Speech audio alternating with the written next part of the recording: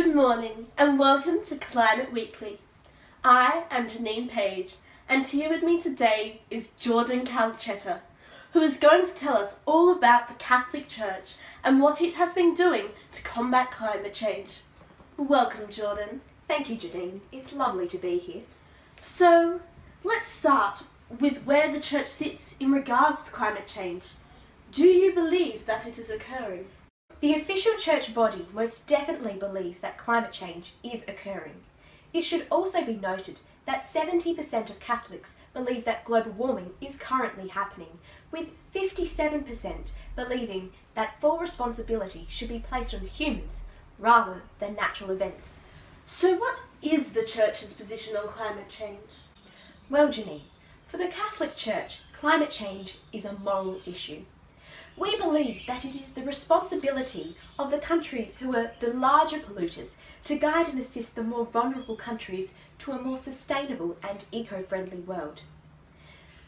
There was a great analogy by Cardinal Peter Turkson that said that in a situation where there are 10 people walking in a desert and 2 of them have drunk half the group's water supply, that the 2 who have drunk their fill have a moral duty to guide the rest of the group there, making sure that no life is lost. So, are you saying that the moral side of climate change is more important than the scientific aspect? Not at all. It is our belief that when God created the earth, He presented it as a gift to us humans and entrusted us to care for it. In the Catholic Church, we understand that we do not own creation or the earth, and that therefore we must respect it and do everything in our power to maintain its well-being. Furthermore, as the Catholic Church has quite a strong relationship with the science community, when it was brought to our attention by the Pontifical Academy of Sciences that climate change was becoming quite a serious issue with detrimental consequences, we immediately began researching, not just in the Vatican, but around the world for possible courses of action. This is evident in the encyclical that Pope Francis has released. So we believe that the issue is equally moral and scientific. Was the Church doing anything to combat this detrimental issue before Pope Francis?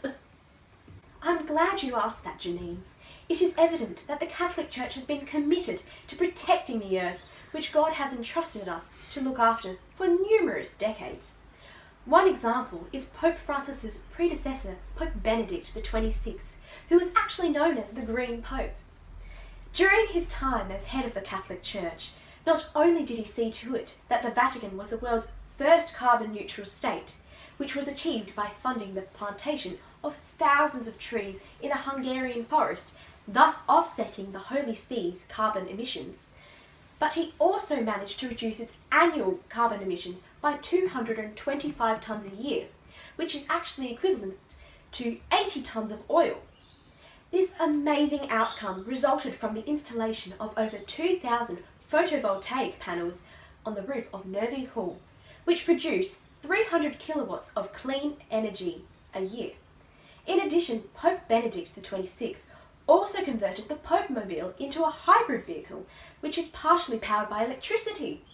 Wow, that's quite impressive. There was also Pope John Paul II, who pleaded with the people to protect nature over 25 years ago. So it's clear that the Catholic Church has been invested in fighting climate change for quite some time. It most certainly has, Janine. But I understand, Jordan, that not everyone is completely supportive of Pope Francis's efforts. Could you tell us briefly about some of the religious leaders in America? Unfortunately, there are some religious leaders in America, such as Archbishop Joseph Kurtz, who do not view climate change as an urgent issue in comparison to some other social issues we are currently facing in our society. However, there are some supporters of Pope Francis's plight in the US, such as the Bishop of Des Moines, Richard Pates, who during a press conference held at a recently erected wind farm, asked politicians to cease their denial of climate change. There is also the Archbishop of Chicago, Blaise Cupich, who has committed to ensuring that all Catholic Church property in his diocese become eco-friendly.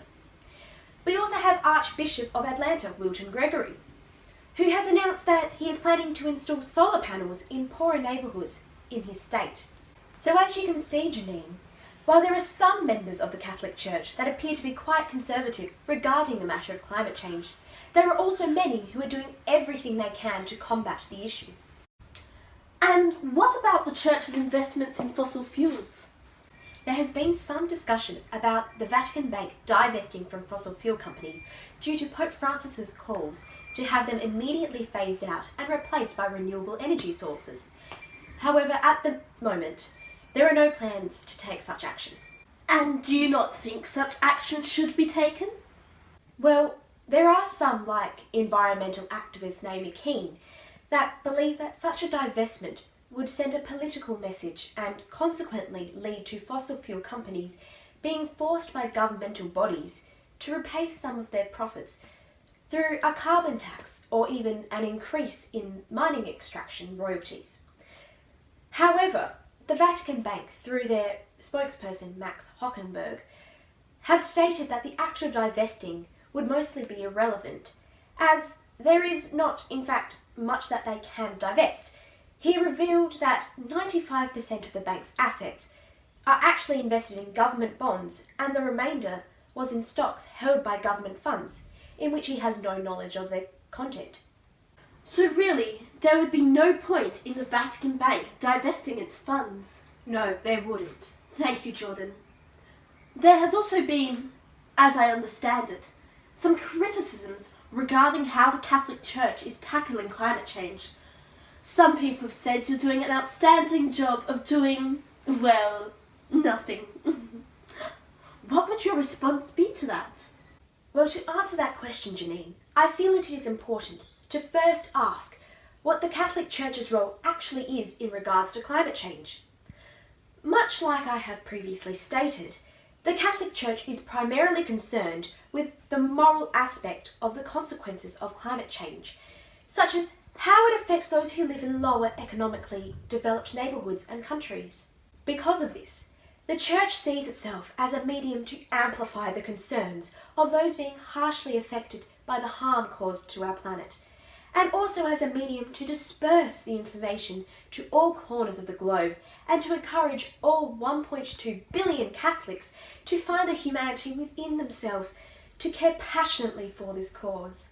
We, the Church, also believe that as we have so many members globally, we have the means to push past this misconception that reducing carbon emissions is a competition between nations, and instead encourage all countries to work cohesively towards this common good. This ties in with our belief that it is up to the wealthier countries of the world that have the resources to not only reduce their own emissions of greenhouse gases, but also those of the lower economically developed countries as well. So, yes, it may not initially appear that we are doing a huge amount right at this very minute in terms of introducing new greener ways of producing energy, which we arguably already have done thanks to the efforts of Pope Benedict XXVI. However, we are actually still trying to make quite a significant impact on the world by educating the masses. This is being accomplished by producing and releasing the encyclical to the people for those who would like to read it, as well as having the Pope make numerous public addresses to not only those inside the Vatican City, but also in the United States ahead of the Paris Climate Summit. The Catholic Church has now encouraged the numerous dioceses around the world to introduce environment stewardship as a segment in the advocacy topics, in addition to incorporating environmental sustainability into the Catholic school curriculum. This, in my opinion, could almost be regarded as more of a significant effort by the Catholic Church than the installation of the solar panels in the Vatican City, as by educating the people, we are not only informing them of the grave situation at hand, but we are changing the mindsets of the current generations as well as those of the future to want to actively take care of this planet that we live on. Well, you seem to have proved those doubters wrong. I heard you mention something about Pope Francis releasing the encyclical. I was wondering if you could tell me more about it. The encyclical entitled Laudato Si, meaning Praise be to you, in medieval Central Italian, was released by Pope Francis on the 24th of May 2015, with the purpose of reviewing and reflecting on the current ecological and global crisis that is climate change, as well as proposing some broad guidelines for some possible solutions to be discussed at the Paris Climate Summit later in the year, and to also be applied by the members of the Catholic Church.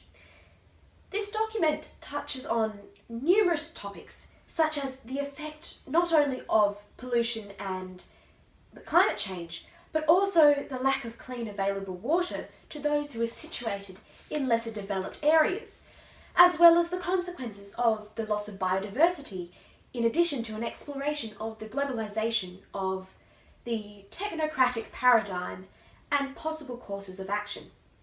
It is through this discussion that Pope Francis hopes that all of the presented information allows the everyday person to become painfully aware of the situation at hand and to find something that they can do to change it. Well, thank you for that, Jordan. Finally, what will the Catholic Church be presenting to the Climate Change Summit in Paris in December this year?